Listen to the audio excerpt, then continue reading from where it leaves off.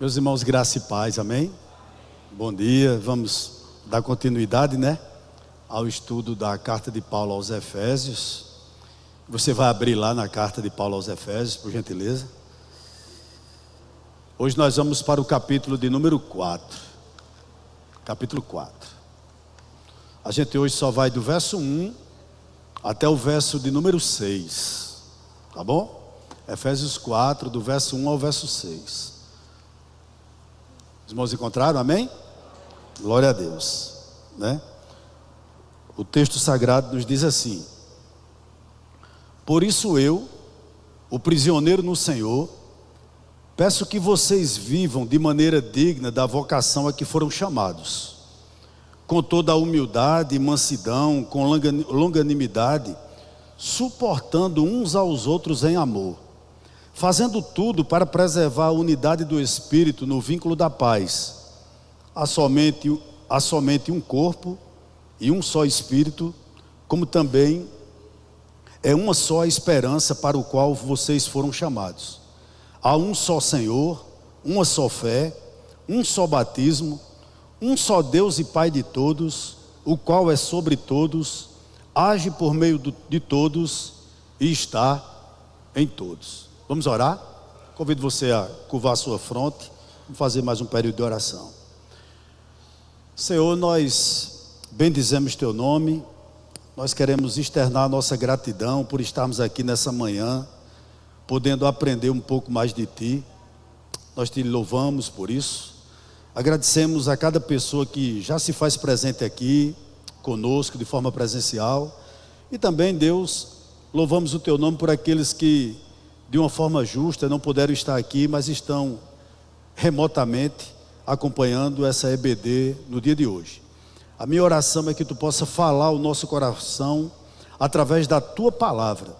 Nós sejamos edificados pela exposição da mesma e possamos sair daqui, Senhor, crentes que o Senhor mais uma vez falou ao nosso coração. Essa é a nossa oração nessa manhã, em nome de Jesus, amém. Queridos irmãos, todas as cartas de Paulo, todas sem exceção, ela contém equilíbrio. O que é que eu estou querendo dizer com isso?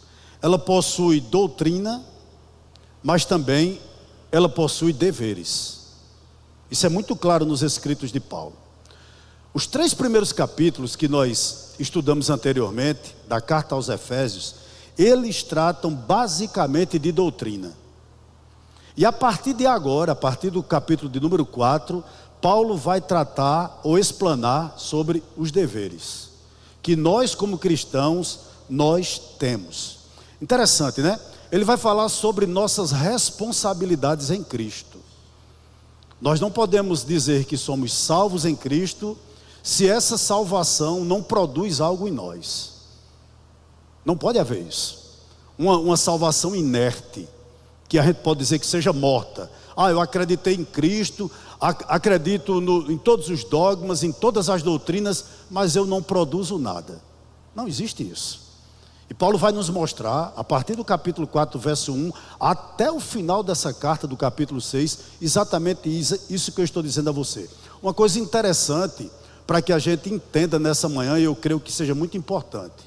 A palavra-chave para os 3 últimos capítulos, o 4, o 5 e o 6, na realidade é um verbo: andar. Andar. Do verso 1 até o verso de número 16 do capítulo 4, Paulo vai dizer que nós precisamos andar em unidade. Do 1 ao 16 ele vai dizer: é preciso que vocês andem em unidade. E nós vamos ver o que significa exatamente unidade. Chama a sua atenção para o verso de número 1. Eu vou dividir essa mensagem em 2 pontos apenas. Do verso 1 até o verso 3, a graça da unidade. 1 ao 3, a graça da unidade. Olha o que nos diz o verso 1. Por isso eu, o prisioneiro no Senhor, peço que vocês vivam de maneira digna da vocação a que foram chamados. Por isso eu, por quê? Por isso, por quê? Ou o quê?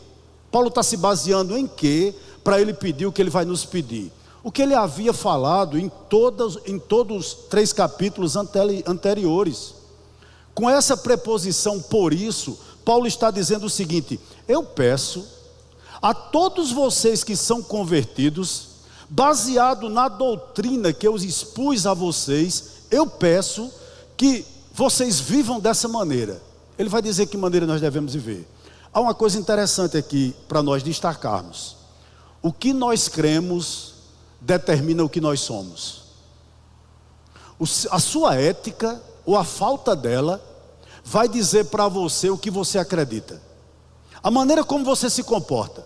Você pode vir para a igreja todo dia, mas a sua conduta diária vai dizer exatamente no que você acredita. E é isso que Paulo vai nos dizer aqui, a partir do verso 2. Mas se atém agora, por gentileza, no verso 1. O que é que ele está dizendo? Por isso eu, o prisioneiro no Senhor. Por isso o quê? Quais foram as doutrinas que foram ensinadas a nós até agora? Até na nossa escola bíblica dominical. O que foi que nós aprendemos? Primeiro, que nós fomos eleitos. Deus escolheu você. Quer você queira ou não, Deus escolheu você, né? Outra coisa que nós aprendemos aqui: nós fomos redimidos. O Filho nos redimiu, pagou um preço para nos libertar. Nós éramos escravos do diabo, sem exceção. Ninguém nasce crente. A gente nasce escravo do diabo, a passos largos indo para o inferno. E Cristo nos redimiu, nos salvou, nos comprou. O preço foi caro, custou o sangue dele. Nós somos eleitos, nós somos redimidos. Outra coisa interessante: vocês foram selados. Há um selo de garantia dada pela terceira pessoa da Trindade, o Espírito Santo, de que você pertence a Ele. Nós estudamos tudo isso aqui. Outra coisa: nós fomos vivificados. Irmãos, nós estávamos mortos em nossos delitos e em nossos pecados. Como é que um morto pode se decidir por alguma coisa? De maneira alguma. E outra coisa: nós fomos reconciliados. Todos nós, antes de nos convertermos, nós vivíamos como? Sem Deus e sem Cristo no mundo. Quer uma atitude mais deplorável para um ser humano? As pessoas que não são crentes hoje, elas estão sem Deus e sem Cristo no mundo. Pertençam ela a que religião pertencer. E nós aprendemos tudo isso aqui. Aí Paulo continua no verso 1 dizendo o seguinte: por isso eu, o prisioneiro no Senhor, detalhe, ele não era prisioneiro de César, ele não era prisioneiro de Roma. Ele diz: eu sou prisioneiro no Senhor. Eu estou nessa prisão por permissão de Deus, e Deus tem um propósito nela, né? Isso é maravilhoso demais, irmãos, com a riqueza de detalhes que é exposta, né? Aí ele diz: eu peço que vocês vivam de maneira digna da vocação a que foram chamados. Paulo está dizendo, veja que coisa interessante: se vocês são crentes e querem ser conhecidos como tais, vivam como crentes. Eu peço que vocês vivam, né, de maneira digna da vocação a que foram chamados. Aí eu lhe faço uma pergunta aqui: o que é viver de maneira digna? Parecer com Cristo. Olha o desafio que eu e você temos: parecermos com Cristo. Essa é a maneira digna de se viver aqui na terra. Aqui na terra. Interessante, há duas coisas importantes aqui que eu gostaria de lembrar à igreja do Médici. A igreja é um só povo, seja judeu, seja gentil. A igreja é uma única família. Como também ela é um povo santo, distinto do mundo secular. O mundo tem que nos diferenciar. O mundo tem que ver na gente diferença dele. Nós fomos chamados não para sermos alienados, mas fomos chamados para sermos diferentes desse sistema que está aí. Foi para isso que Deus nos chamou. Agora deixe-me lhe fazer uma observação que eu julgo importante aqui nessa manhã. O que significa unidade? Unidade é diferente de uniformidade. Por que eu quero fazer esse adendo aqui nessa manhã? Porque unidade vem do interior. Unidade é graça derramada sobre a nossa vida. Quando Paulo está nos chamando a viver em unidade, ele está dizendo, é uma ação que não depende de você somente. É algo que o Espírito Santo vai fazer em você. Enquanto uniformidade é resultado de pressão exterior. Eu vou lhe dar um exemplo aqui. A uniformidade diz assim, ou seja, ela impõe o seguinte: a partir de hoje você é crente, todo mundo de paletó. Não precisa ser santo, não precisa se santificar. Coloca uma cara feia, uma Bíblia grande debaixo do braço, uma gravata tamanho do mundo, use um paletó, todo mundo de paletó, todo mundo é crente. Isso é uniformidade, vem de fora para dentro, leva um jugo a quem está fazendo parte dessa coisa. Por exemplo, se você é crente, não use barba. Não é permitido ninguém na igreja usar barba. Isso é uniformidade, é pressão do exterior para dentro. Ou senão, todo mundo que crê na doutrina dessa igreja tem que usar barba. Uniformidade. Qual a diferença para a unidade? A unidade diz o seguinte: o poder de Cristo é que vai me direcionar. Eu sou livre. Eu sou livre. Eu sou livre. Eu sou livre para usar uma saia, eu sou livre para usar uma calça, porque quem me controla é o Espírito Santo, e Ele vai dizer se eu estou sensual ou não. Isso é unidade. A uniformidade faz porque é obrigado ou obrigada. Tem que ser daquela maneira. É o religioso que está cheio, né? No meio do mundo. Demais. Versículo de número 2. Aí Paulo vai dizer como nós devemos andar. Meus amados irmãos, verso 2. Com toda a humildade e mansidão, com longanimidade, suportando uns aos outros em amor. Posso lhe dizer algo aqui nessa manhã? A unidade, ela não pode ser criada pelo homem, de maneira alguma. Ela existe na igreja, mas ela é obra exclusiva de Deus. O que é que eu estou querendo dizer? Com base no que Paulo está dizendo aqui, no verso 2, ele vai dizer como se comporta alguém que nasceu de novo. Alguém que tem unidade.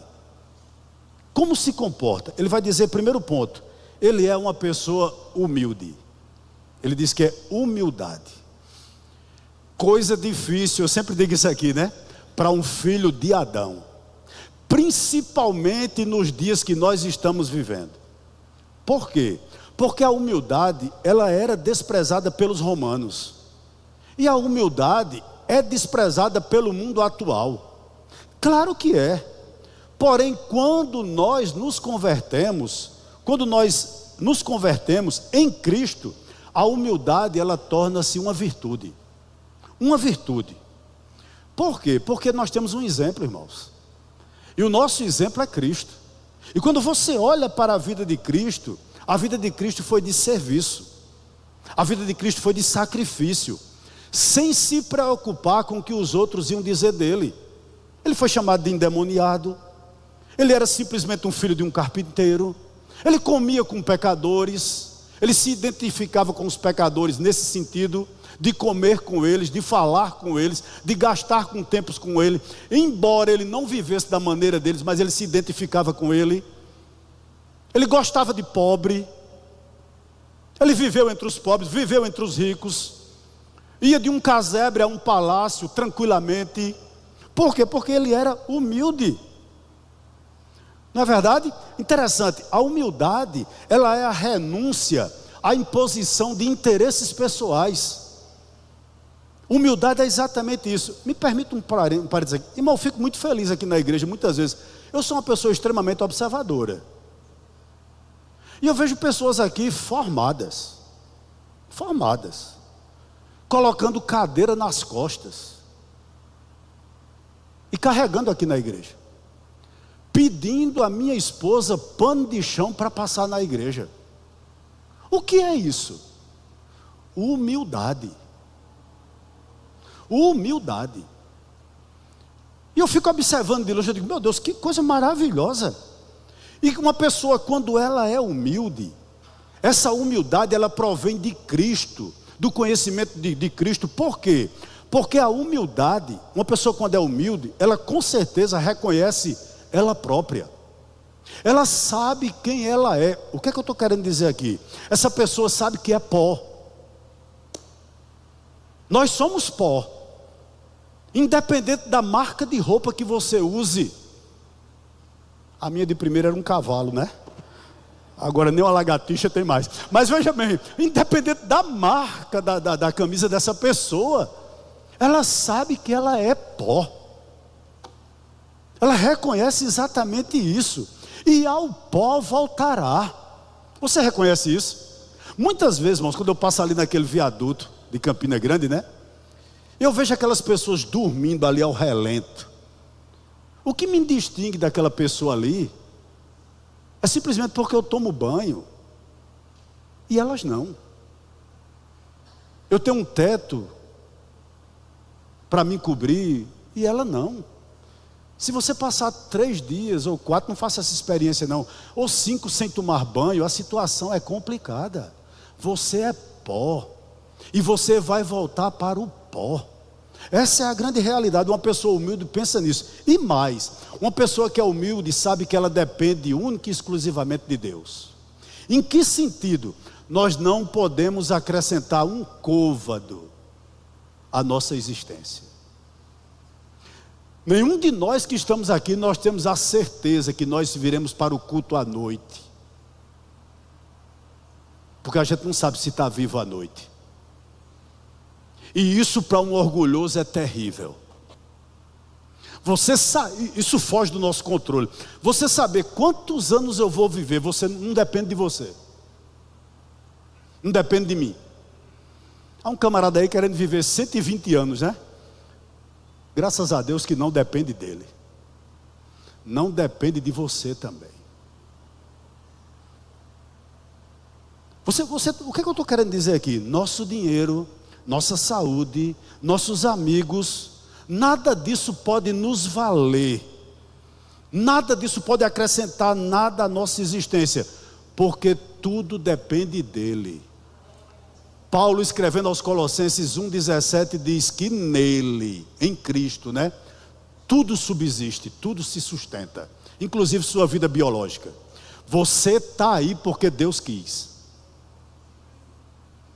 Então, reconheça uma coisa, pastor, eu não sou nada, nem eu também. Interessante, né? Eu estou numa série de mensagens aqui sobre Elias, né? Terça tem de novo. Deixa eu lhe dizer uma coisa aqui, meditando no texto de Elias quando parecia um carvalho, né? Diante dos profetas de Baal. Que homem fantástico, entre aspas, né? Que homem maravilhoso, que fé fora do comum. Quando ele sai dali, depois de derrotar aqueles 450 profetas, ele vai para onde Deus está, lá, aliás, vai buscar a face de Deus, melhor dizendo, em cima do Monte Carmelo, e ele fica de joelho, e coloca a cabeça dele entre os joelhos, dizendo a Deus, eu não sou nada. Isso é humildade. Isso é humildade. Você vive assim? Segundo ponto que você deve ter na sua vida, se você quer viver em unidade, mansidão. Não é isso? Versículo de número 2, com toda a humildade e mansidão. Interessante. Mansidão não é fraqueza. Mansidão não é você ser frouxo. Mansidão é alguém cuja força está sob controle. O que é que eu estou querendo dizer aqui? Essa característica de uma pessoa convertida é aquela qualidade que mesmo uma pessoa de personalidade forte, mesmo assim, sabe que ela é senhora de si mesma e serve às outras pessoas. Há uma diferença entre humildade e mansidão. O humilde, ele pensa pouco sobre os seus méritos. O manso, ele pensa pouco sobre os seus direitos. Sobre os seus direitos. Queridos irmãos, vou lhe dar um exemplo. Você toma conhecimento, por exemplo, que alguém está falando mal de você. E a sua vontade, a vontade do homem não regenerado, caído que vive dentro de você, é chegar para essa pessoa e lhe dizer algumas verdades, cara a cara, face a face. Mas a mansidão que não nasce com você, é obra do Espírito Santo em você, manda você se calar. Manda você se calar. Pois quem é manso, segundo Paulo aqui, ele controla temperamento, controla impulsos, controla língua e controla os desejos. Então nós que dizemos, como diz muitas vezes aqui o pastor Jamerson Lopes, né? Que vimos a cruz ensanguentada. Eu tenho que arrumar outro termo para mim, para eu não estar imitando tanto ele. Que viu a cruz ensanguentada. Você que viu essa cruz ensanguentada, você é, em primeiro lugar, humilde e você é manso.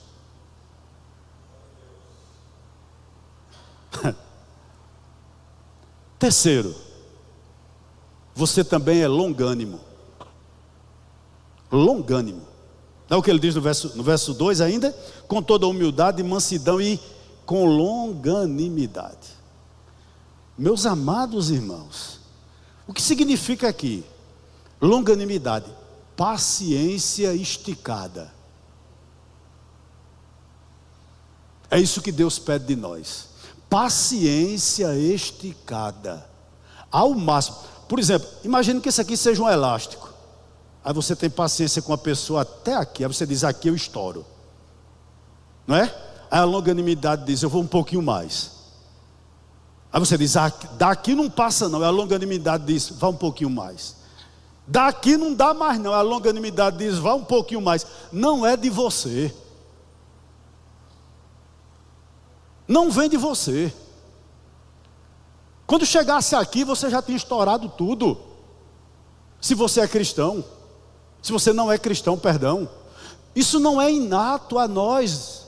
Vem com a nova natureza. Vem com a obra do Espírito Santo em nós. É exatamente isso que Paulo está dizendo aqui. Longanimidade é a firme paciência no sofrimento e no infortúnio.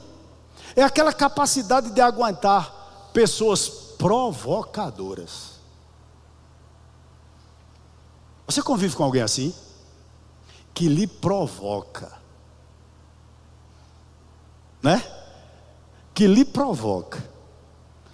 Ou se não, a capacidade de aguentar insultos, injúrias, amarguras, lamentos. Eu não sei porque eu estou olhando para você. Você está entendendo? Essa capacidade que Deus nos dá, meu irmão. Não é verdade? Por que eu estou olhando para minha esposa? Porque eu sei que ela tem que aguentar essas coisas. Nós temos 37 anos de casado, irmão. E essa virtude, ela é fundamental para ser exercida na igreja, mas para ser exercida também dentro do casamento. Se você não leva longanimidade para o seu casamento está fadado ao fracasso. Nós temos que ser longânimos. Às vezes dá vontade de torcer o pescoço, torcer. Aí você diz, não, eu sou longânimo. O Espírito Santo diz, não é assim. Não é verdade? Isso vem de você? Vem nada. Só vem do Senhor. Só vem do Senhor.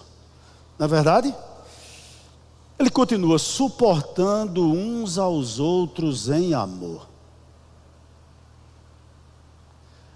Entenda bem o seguinte. Não é colocar a faca entre os dentes, morder a faca e dizer, eu vou suportar. Eu vou suportar. Não é isso não. O que Paulo está dizendo aqui é mesmo que você sofra uma injúria, a tendência natural do homem caído é revidar. É revidar. Ou às vezes a gente se torna indiferente. Indiferença é raiva controlada. Viu? Se você é indiferente com alguém, não é perdão não, o nome disso não é perdão não. É raiva controlada. Você tem raiva dessa pessoa, só que a sua raiva está controlada.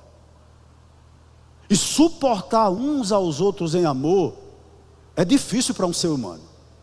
Repito, a tendência natural de nós que somos ainda homens caídos é o quê? Revidar ou se tornar indiferente. ou se referir a essa pessoa sem visível ressentimento. Você conhece pessoas assim? Talvez até você já tenha agido dessa forma. Você está rindo por fora, mas por dentro você está fervendo igual um vulcão. Não é isso que Paulo está dizendo aqui. Nós não devemos suportar os outros em amor dessa maneira. Repito, suportar aqui não é colocar as facas nos dentes e dizer, eu vou continuar. Não é isso. Suportar aqui é amparar. Talvez a coisa mais importante que eu vá dizer sobre isso aqui nessa manhã, suportando uns aos outros em amor, seja o seguinte: é apostar nessa pessoa apesar das suas faltas. Meus irmãos, todos têm direito a uma segunda chance. Todos. Todas as pessoas têm direito do seu perdão 70 vezes 7 no dia. Sempre, todas. Eu entendo que muitas vezes é difícil conviver com determinadas pessoas, mas todas elas merecem o seu perdão. Suportar as pessoas em amor é exatamente isso.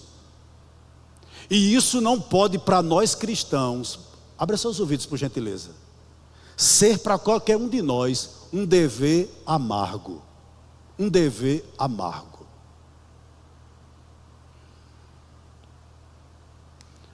Eu vou completar 23 anos de conversão.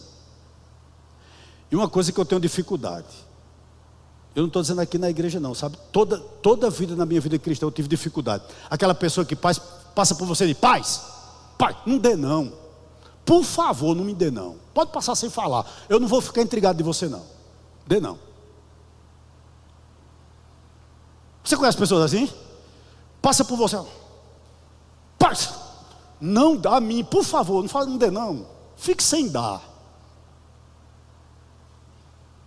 Fique sem dar. É melhor. Sabe?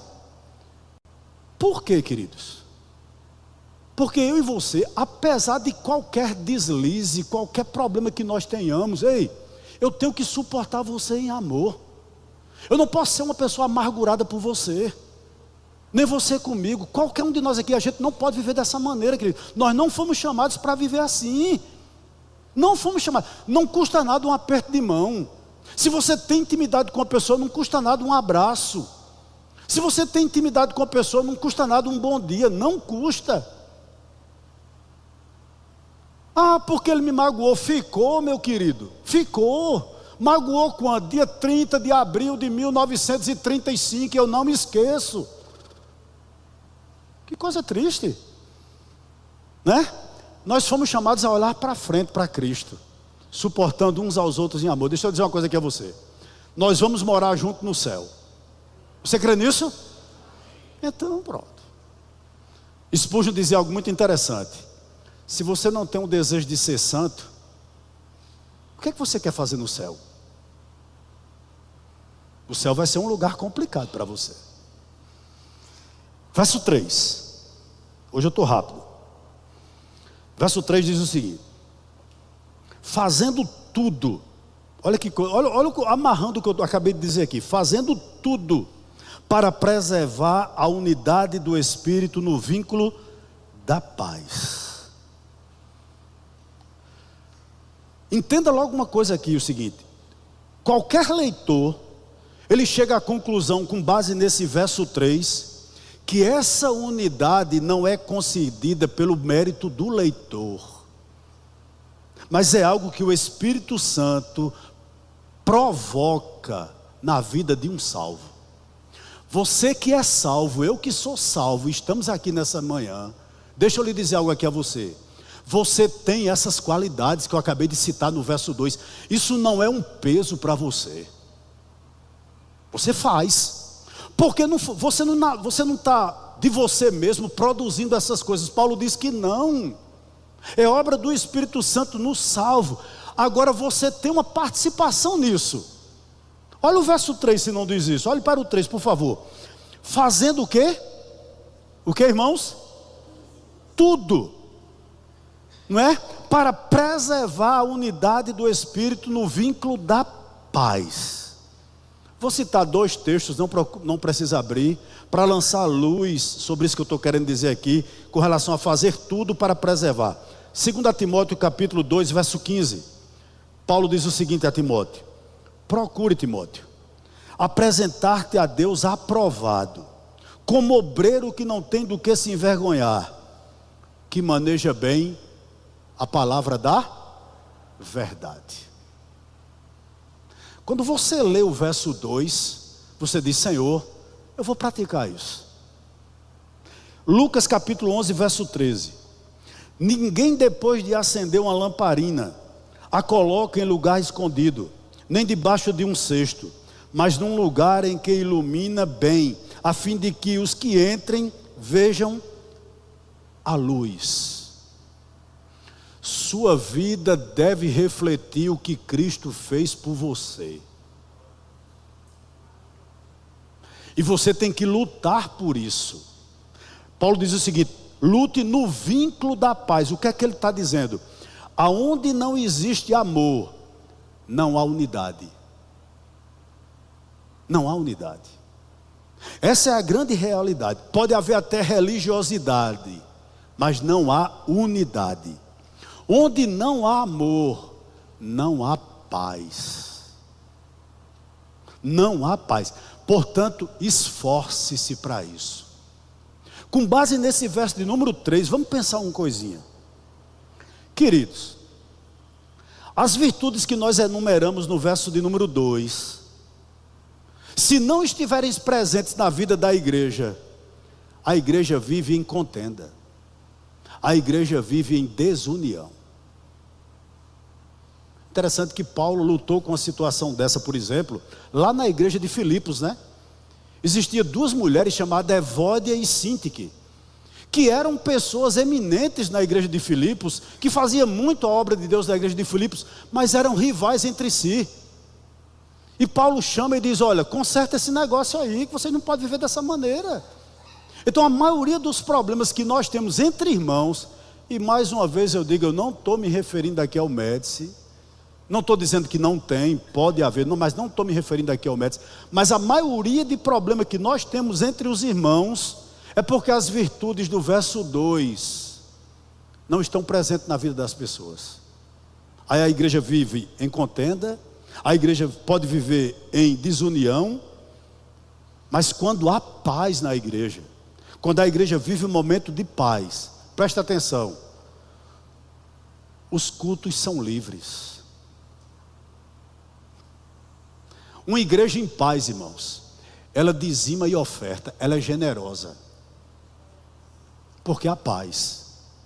As pessoas começam a ser liberais, generosas, porque a igreja está em paz. E interessantíssimo, quando nós vivemos exercendo essas virtudes do verso 4, humildade, mansidão, longanimidade, suportando uns aos outros em amor. Uma coisa mais interessante, os ardis do diabo são destruídos. Eu não vou expor ele, mas olhe para o verso 14 do mesmo capítulo 4.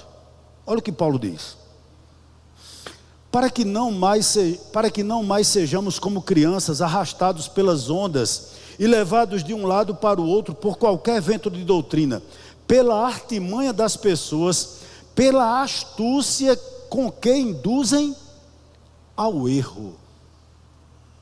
Queridos, não viver o verso 2 é não viver de forma bíblica. E eu tenho muito pena mesmo de igrejas que só olham o estereótipo. O estereótipo é paletó de toda cor, mas não tem mansidade, não tem humildade, não tem longanimidade, não tem amor. É grupo fechado. É grupo fechado. Pode ver o perdido como for, ele não vai lá não, porque ele é santo demais. E se entrar um bêbado na igreja, se entrar outra pessoa depravada dentro da igreja, não pode estar com ele junto não. Que amor é esse? Que longanimidade é essa? Que mansidão é essa? É religiosidade. Somente. Religiosidade. Cara de santo, coração de depravado. né? Deus nos chamou para uma coisa muito mais além. Deus nos chamou para viver o extraordinário. O extraordinário. E viver de forma extraordinária é ser manso, é ser longânimo, é suportar você em amor, é ser humilde. É ser humilde. O pastor Russell Shedd sempre foi, para mim, um exemplo disso. Um homem que falava vários idiomas, conversava com todo mundo, explicava a todo mundo, sabe? Não tinha estrelismo naquele homem. Irmão, Ronaldo Lidório, outro que para mim falou bastante ao meu coração. Que pessoa humilde, irmão. E nós fomos chamados para isso.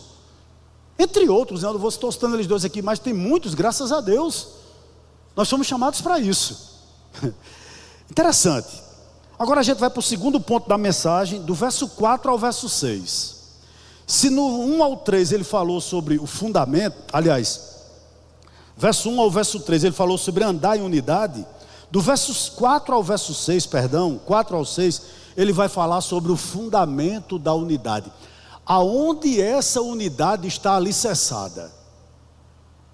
Onde é que ela está alicerçada? Aonde? Queridos, permita uma coisa aqui nessa noite. Nenhum pecador está satisfeito na situação que ele está lá. Vou começar já do 4 ao 6. Quem vive em adultério não tem paz. Um bêbado não tem paz. Uma pessoa homossexual não tem paz. Não tem. Tudo aquilo é fachada. Quem vive enganando, 171, quem engana Deus e o mundo não tem paz. Eu estou falando aqui de pessoas ímpias. Tudo que aquelas pessoas querem, sabe o que é? É que eu e você tire 1 minuto, 2 minutos da nossa vida para mostrar a eles que ele é importante. Importante nesse sentido, que Cristo se preocupa com ele. É tudo o que eles querem. E quando nós colocamos um estereótipo de santidade, que vai além quando aquela pessoa se acha que nunca pode entrar num rebanho como esse aqui, nós estamos prestando um desserviço a Cristo. Então tem crente que não dá um bom dia a um morador de rua, a uma pessoa que ele vai comprar uma verdura, é uma vergonha. Se você vai num restaurante e alguém lhe serve, o serviço dele diga pelo menos obrigado a ele. Se tem um flanelinha lá que vai, passa um pano, olha o teu carro, né? Muitos deles estão ali ganhando o pão dele de cada dia, de uma forma honesta, é verdade. Tem. Diga a ele obrigado. Não, eu sou crente. Deixa eu parar por aqui, senão. Do 4 ao 6. Vamos lá? O fundamento da unidade. Eu vou ler o verso 4 ao 6. Diz assim, vou começar pelo 4. Há somente um corpo e um só espírito, como também é uma só a esperança para a qual vocês foram chamados. Meus amados irmãos, se no verso 1 ao 3 o apóstolo falou sobre a graça da unidade, a partir do verso de número 4 ele vai nos falar em que essa unidade está alicerçada, qual é o alicerce dela. Olhe para o verso 4, é uma tríade aqui, concorda comigo? É uma tríade que tem aqui no verso número 4. Há somente um corpo. Antes de falar sobre há somente um corpo, me permita dizer o seguinte: há muitos esforços para unir as religiões de forma não bíblica. A gente dá o nome a isso de ecumenismo, né? Ecumenismo. Interessante, os argumentos são o seguinte: nós não estamos interessados em doutrina. Eu já ouvi muito isso. Nós estamos interessados no amor. O que vale é o amor. Ou vá para a igreja tal, para a igreja fulana de tal, a palavra não está sendo pregada, lá não fala em Deus. E me permita aqui, eu não sei se tem alguém aqui católico, apostólico romano, eu lhe respeito demais. Se você é católico, apostólico romano, ou se alguém da sua família vai para a igreja católica, apostólica romana. Só que há uma coisa que eu gostaria de dizer aqui a você. E pense sobre isso nessa manhã. Unidade ela é edificada sobre outra base. O que unifica a igreja, a unidade da igreja, é a verdade bíblica. É isso que eu estou querendo dizer a você aqui. Porque se sua mãe, se seu pai hoje estão na igreja católica apostólica romana, ela está sendo edificada a vida dela sobre a areia. E tem muito crente que pensa que o pai dela, a mãe dela que está na igreja católica está ouvindo a palavra de Deus e não está. Não está. Ah, pastor, ela está na igreja tal da teologia da prosperidade. Está perdida. Qual é a igreja da prosperidade que ela está indo? Está perdida lá, está perdido lá. Essa é a grande realidade. O que une os cristãos, Paulo vai nos dizer aqui. O que é que nos une? Ele diz em primeiro lugar, há somente um corpo. O que é que ele está querendo dizer com isso? A igreja de Cristo, ela é una. A igreja de Cristo, ela é única. Só existe uma igreja verdadeira. É isso que Paulo está dizendo aqui. E essa igreja chama-se o corpo de Cristo. É a igreja que é o corpo de Cristo, que é verdadeira, formada de gentios e judeus. Ou seja, como diz Apocalipse 5:9, com o teu sangue compraste para Deus os que procedem de toda tribo, língua, povo e nação.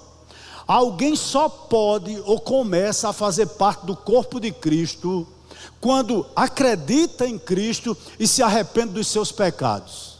Aí você pode estar dizendo aqui o seguinte: minha parente está lá na igreja católica, ela acredita em Cristo e se arrependeu dos seus pecados. Ou está lá no centro um bandista, Chico Xavier, ela acredita em Cristo e se arrependeu dos seus pecados. Eu lhe pergunto o seguinte nessa noite: é um só Espírito? Olhe para o verso de número 4 ainda. Há somente um corpo.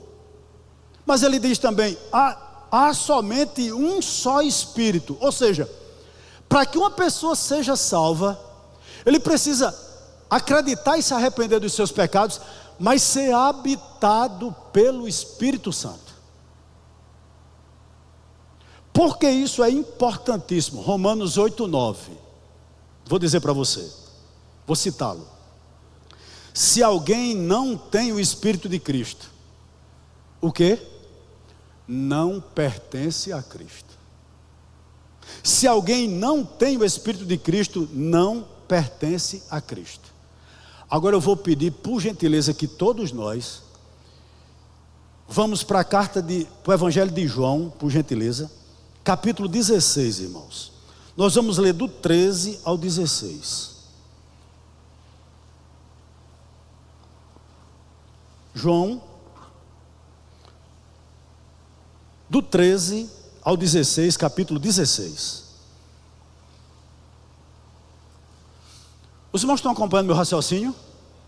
Amém? Há um só corpo, a igreja é única. Deus tem uma igreja universal. E pelo amor de Deus, não pense que é universal que está aí não, viu? Quando eu digo universal, é de todas as línguas, povos e nações. Tá certo? Eu não estou falando, não estou me referindo ao universal do reino de Deus, de pedir mais cedo. É de mais cedo, é de mais cedo, né? Entendi que era pedir mais cedo, mas não é de mais cedo. Então não é essa universal que eu estou me referindo aqui. Há um só corpo, tá certo? E ele diz, há um só Espírito, versículo 13, capítulo 16. Porém, capítulo 16, perdão, a partir do verso 13. Porém, quando vier o quê? Não ouvi não, diga irmão. O Espírito de quê? Da verdade. Ele vai fazer o que com você? O quê? Quando vier o Espírito da verdade, que é a terceira pessoa da Trindade, essa pessoa da Trindade vai lhe guiar para onde? Para a verdade. Você acredita nisso? Que Deus, o Espírito Santo é Deus, você crê nisso, né? O Espírito Santo vai lhe guiar à verdade. Vamos continuar. Ele não falará por si mesmo, mas dirá tudo o que ouvir e anunciará a vocês as coisas que estão para acontecer. Ele, Jesus falando, né, sobre o Espírito Santo. Ele me glorificará, porque você vai receber do que é meu e anunciará isso a vocês. Verso 15. Tudo que o Pai tem é meu, por isso eu disse que o Espírito vai receber do que é meu. E o que, irmãos? Anunciar a vocês. Vamos fazer um exercício aqui de mente. Eu creio que até a mulher de um presidente que tem aí, que só tem um neurônio, entende o que eu vou dizer aqui nessa manhã. O que eu estou querendo dizer a você? Você acha que o Espírito da verdade, a terceira pessoa da Trindade, que é o próprio Deus, vai conduzir alguém ao erro? Não. Porque ele não é um herege. Ele não é um herege. Ele vai lhe guiar para onde? Para a verdade. Por isso, queridos, baseado nisso que eu estou dizendo aqui, o Espírito Santo recebeu do que era dele e anunciou a todos nós. Agora eu lhe faço algumas perguntas nessa manhã. Você acha que alguém que é direcionado pelo Espírito Santo é idólatra?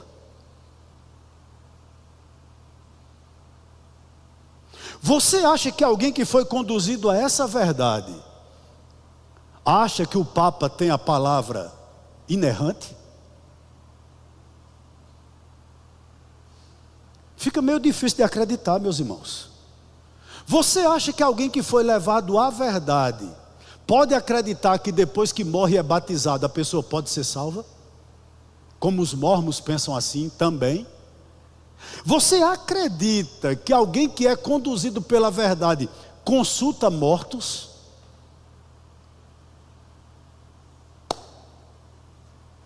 Seu parente que é idólatra, se ele é crente, se ele creu em Jesus Cristo, ele não estava lá mais não. Ele não estava lá mais não. Alguém que é convertido não fica numa igreja que usa amuleto, toalhinha setua uma benção, sabonete ungido, rosa ungida. Quem é salvo não fica num negócio desse não, meu irmão. Não tem como. Por quê, pastor? Porque quem é salvo é conduzido à verdade. Você está me entendendo? Os irmãos estão me entendendo nessa manhã? Então fica difícil que alguém que tem o Espírito Santo acredite nessas baboseiras que ser crente é ficar rico, é não adoecer. Fica difícil, irmãos. Quando a gente tinha um mestre, ou tem um mestre que não tinha quando estava aqui na terra, nem onde reclinar a cabeça. Aí talvez você esteja dizendo o seguinte: pastor, mas minha mãe, eu sei que tem isso, eu tenho pessoas assim também. Meu pai, minha irmã, minha tia, meu tio, é tão sincero. Você não tem pessoas assim? Você está pensando naquela pessoa que dá esmola, que é uma pessoa boa, que não bebe, que não fuma, é tão sincero. Mas eu lhe pergunto, quem foi que lhe disse que sinceridade leva alguém para o céu? Quem salva é a verdade. E quando alguém se converte, diz como Ruth: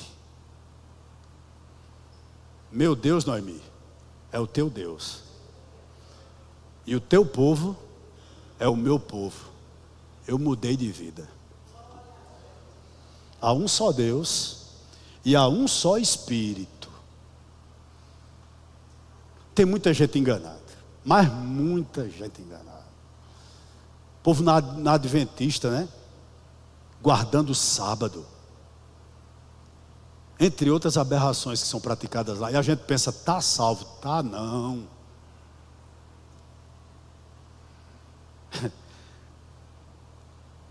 Ele continua, verso 4. Há somente um corpo, um só Espírito, como também é uma só a esperança para a qual fomos chamados. Que coisa maravilhosa. Qual é a esperança que nós temos, irmãos?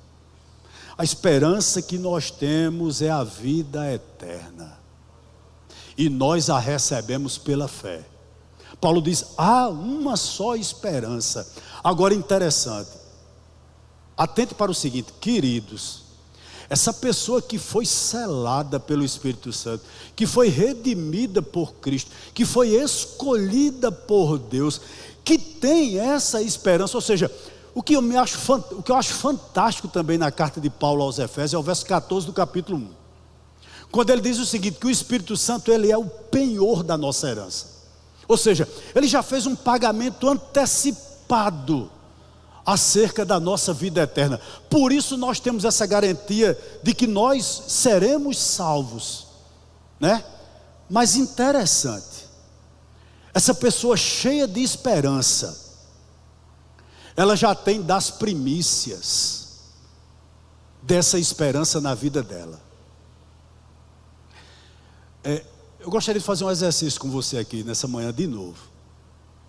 Se você diz o seguinte: eu sou salvo, se eu morresse hoje, eu acordaria nos braços do Pai, eu seria igual a Lázaro, daquela parábola de Lázaro e o rico.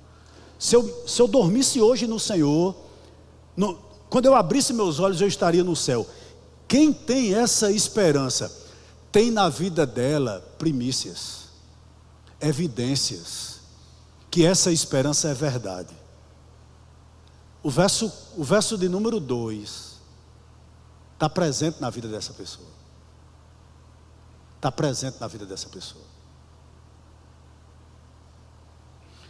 Vamos partir para o final, mas me permita dizer o seguinte aqui nessa manhã.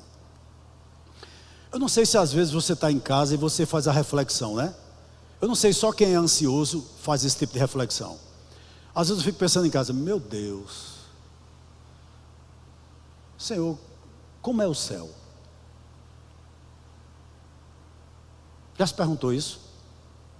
Agora você imagine alguém como Judas Iscariotes, que teve toda a possibilidade de se converter e não o fez. Como ele está hoje? Em um lugar que não tem mais como sair dele. Você pensa sobre isso? Paulo diz que a gente deve pensar sobre as coisas do alto, do céu. Mas inevitavelmente, quando você pensa sobre isso, você pensa sobre o contraponto. Nós cremos em céu e nós cremos em inferno também, irmãos. Pelo menos eu creio, né? Agora você imagina o seguinte: alguém que foi iluminado pela palavra do Senhor, que teve tantas oportunidades como todos nós que estamos aqui, e Deus queira que isso não aconteça com nenhum de nós, mas imagine você ir para um lugar desse, sabendo que você desperdiçou todas as oportunidades. E você pode fazer um teste hoje, olhando no espelho, dizendo o seguinte: eu sou manso, humilde, longânimo e suporto os outros em amor. Aí você vê se é salvo ou não. Ah, pastor, não tenho na medida exata. Nós nunca teremos, mas lutamos para ser. Verso 5. A outra tríade aqui no verso 5, é ou não é? Ele diz o seguinte: há um só Senhor, há uma só fé, também há só um batismo. Primeiro ponto, há um só Senhor. Que Senhor é esse aqui? Jesus Cristo. Queridos, claro que para alguém crer em Cristo, é necessário que acredite na sua doutrina, na doutrina sobre Cristo, né? E ele diz, há um só Senhor. Contudo, a maioria dos comentaristas pensam dessa maneira. Parece que aqui a palavra Senhor é usado no sentido de acreditar principalmente em Cristo e nas suas promessas. Em que sentido? É pôr a confiança nele. Por exemplo, João capítulo 4, verso 1 ao 3. Credes em Deus, crede também em mim. Na casa de meu pai há o quê? Muitas moradas. Se não fosse assim, eu não vou-lhe teria dito. Eu vou o quê? Preparar-vos lugar, para que onde eu esteja, estejais vós também. O reformador Martinho Lutero enterrou, parece que 2 filhas suas. Em uma das últimas ele entrou em desespero. E chorando diante do corpo inerte da filha, ele perguntava a Deus por quê.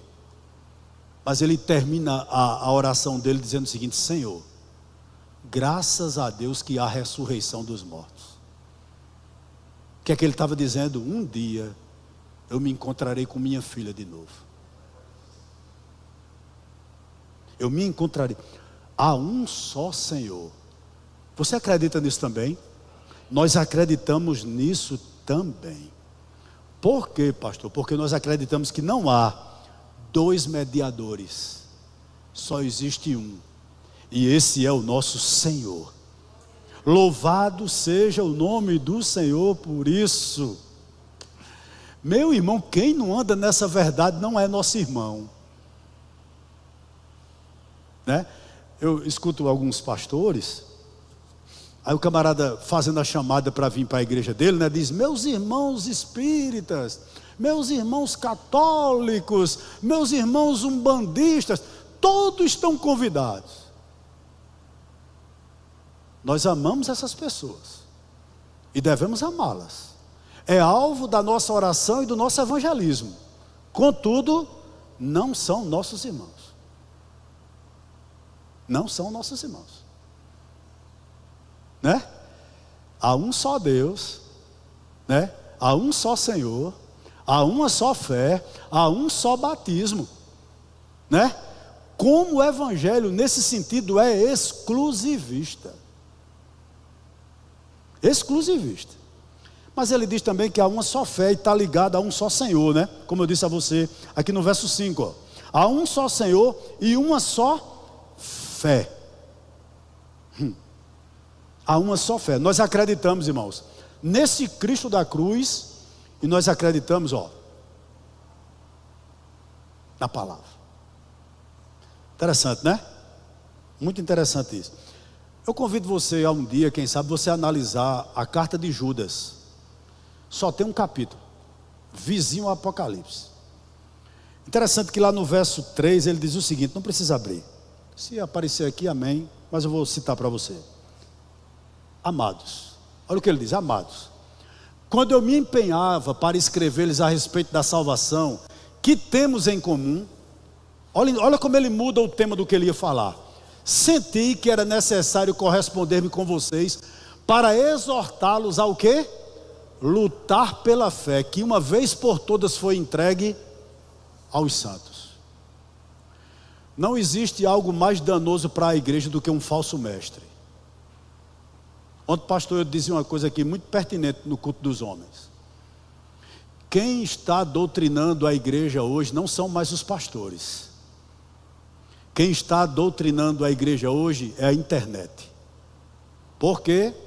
Porque nós ouvimos tudo sem um filtro. Então hoje eu estou na Brasil para Cristo, amanhã eu vou para outra. Desde que seja conveniente para mim, não sei nem o que estão falando, não filtro nada do que eu escuto, mas para mim é verdade.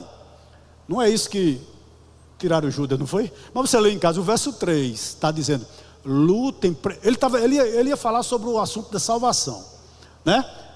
Olha o que ele diz: eu me empenhava para escrever a respeito da salvação que temos em comum, mas senti que era necessário corresponder-me com vocês para exortarem a lutar pela fé, ou seja, para serem apologéticos, para combater o falso ensino dentro da igreja, o falso mestre dentro da igreja.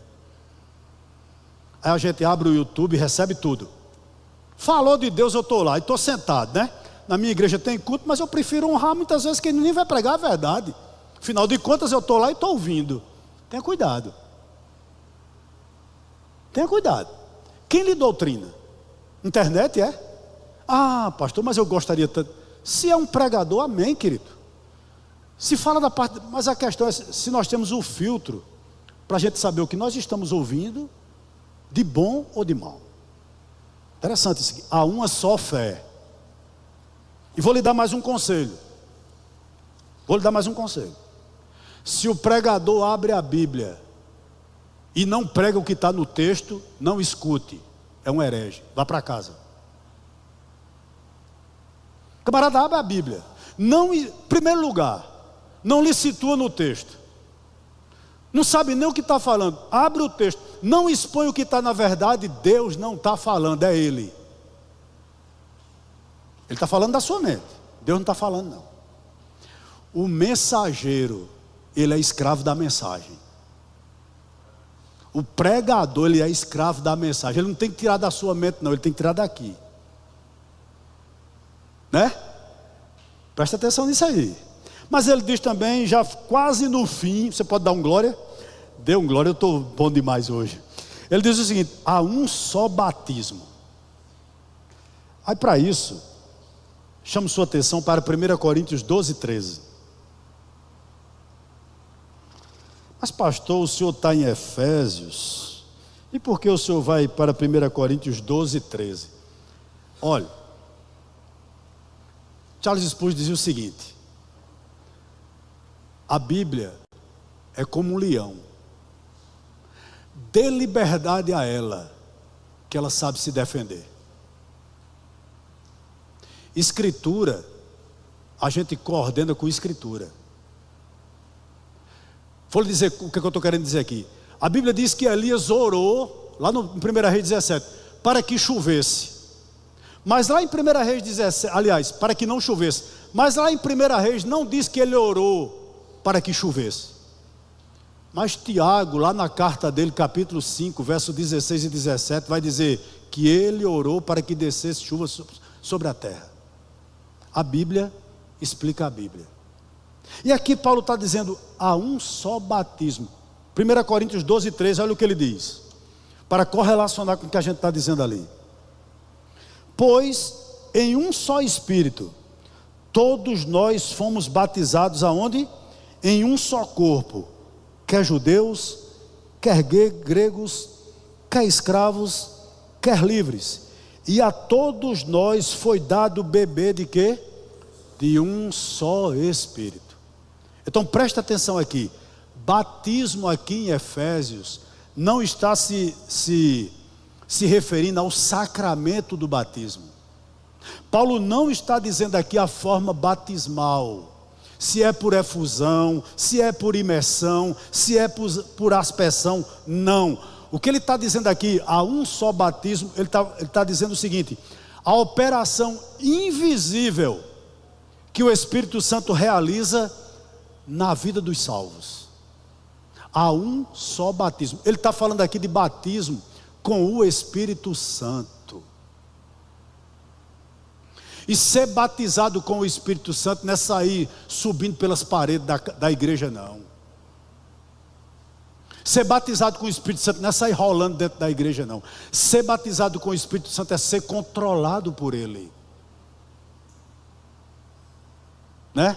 Há um só batismo, irmãos. Meu amado irmão, a igreja ela é muitas vezes comparada a uma família, às vezes é comparada a um exército, às vezes é comparada a um edifício, às vezes é comparada à noiva.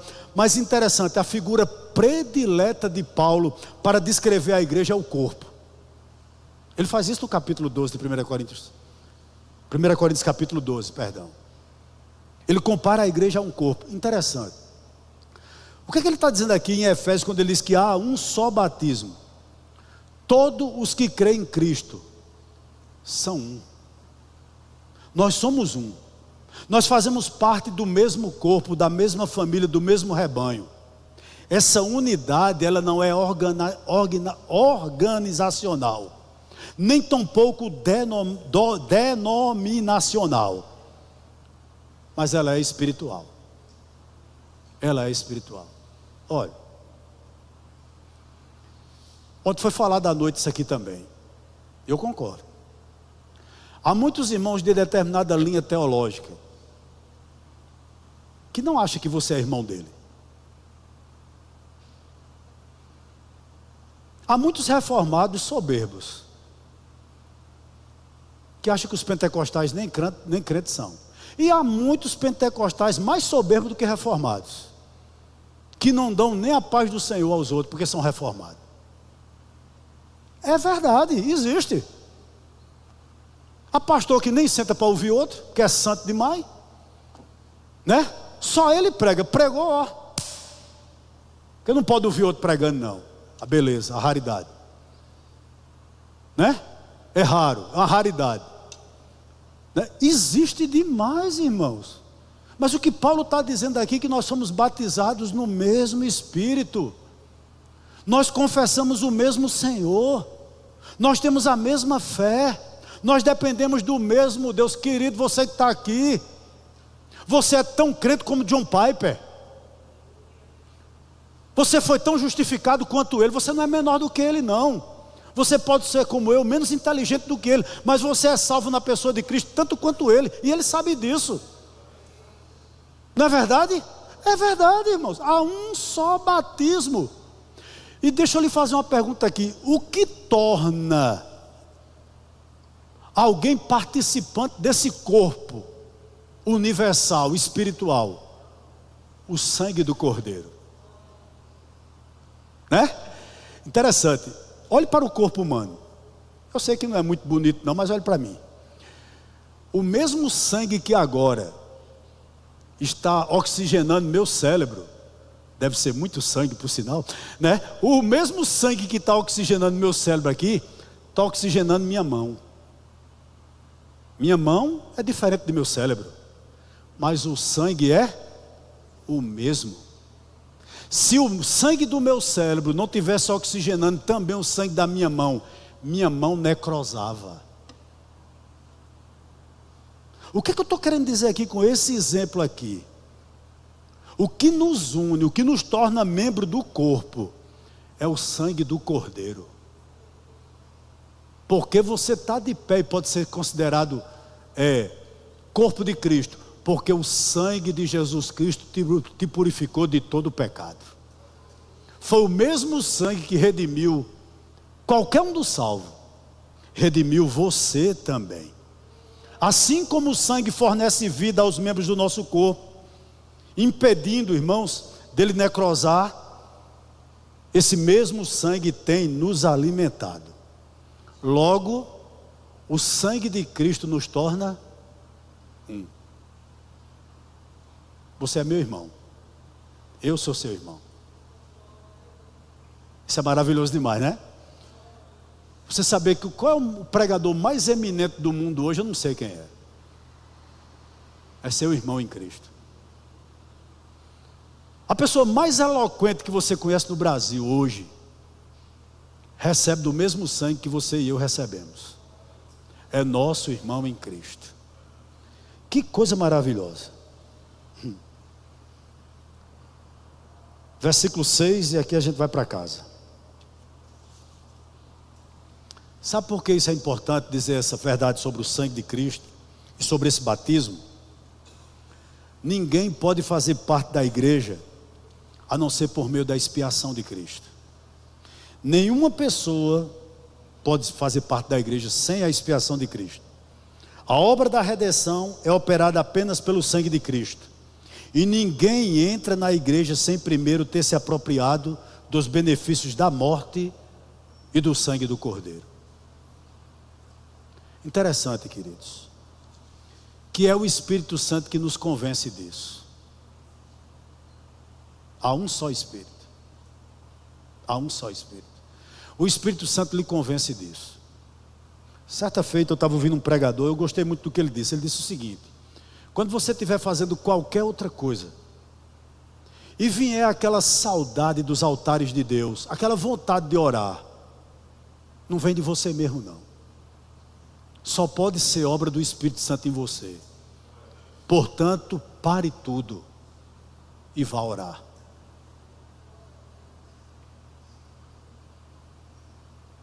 Né? Não tem momentos, irmãos, que a gente está aqui na igreja e o louvor nos leva, aquela expressão, né, que o pessoal diz: eu não sei se o céu desceu ou se a igreja subiu.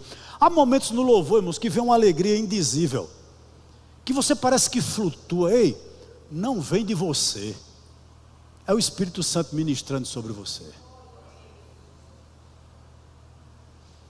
O Espírito Santo, ele testifica, é o batismo nele. Ah, eu vou fazer isso, é o Espírito Santo. Não é assim não, meu querido. baixe sua bolinha, quem lhe domina sou eu. Aquela luzinha vermelha que lhe alerta, né? É o Espírito Santo. Finalizando, verso 6.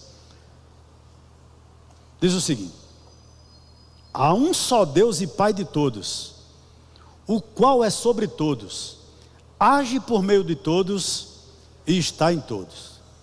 Há um só Deus e Pai de todos quem? Hein? Dos da família da fé.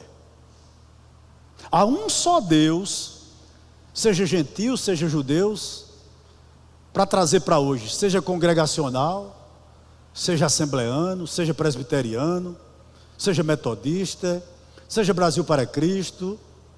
Há um só Deus e Pai de todos, desde que sejam convertidos. Deus reina sobre a vida deles. E mais, o qual é sobre todos, Ele exerce domínio sobre todos. Meu querido, você tem um dono, e o dono é Deus. Não é verdade? Teve uma frase que marcou minha vida demais, e marca até hoje, e eu guardei para mim. Quando eu queria fazer alguma coisa de mim mesmo, eu penso assim: Senhor, eu vou fazer para a tua glória, tu vai ser glorificado nisso. Quando não é, eu abandono. Use isso para você. Quando você for fazer alguma coisa, você diz: Senhor, estou fazendo isso para a tua glória.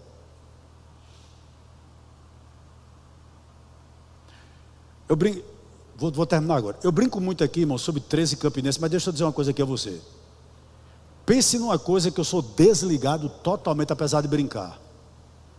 Eu não estou dizendo que assistir futebol, torcer por um time é pecado, não é isso. Mas eu ia para o campo há muitos anos atrás, e eu entrava naquela agitação, sabe? Torcendo, pulando, sabe? Quando perdi um gol, aí a loucura. E eu fiz uma pergunta a mim mesmo: Senhor, isso é para a tua glória? E aquele que me selou disse: não, deixei. Repito, não estou dizendo que é pecado torcer, pelo 13 é mau gosto, mas não é pecado, tá certo? Não estou dizendo que é pecado torcer e a campo, não estou dizendo nada disso. Contudo, se você não o faz para a glória de Deus, torna-se pecado. Seja o que for, até pregar. Então há um só Deus e Pai de todos, dos convertidos, o qual é sobre todos, isto é, tem domínio sobre todos e mais. Age por meio de todos, né? No finalzinho, age por meio de todos e está em quem? Em todos. O que é que ele está dizendo o seguinte aqui? É impossível que alguém eleito, redimido, santificado pelo Espírito, não expresse coisas como oração, se Deus age em você, palavra, leitura de palavra, comunhão, proclamação, boas obras e santificação.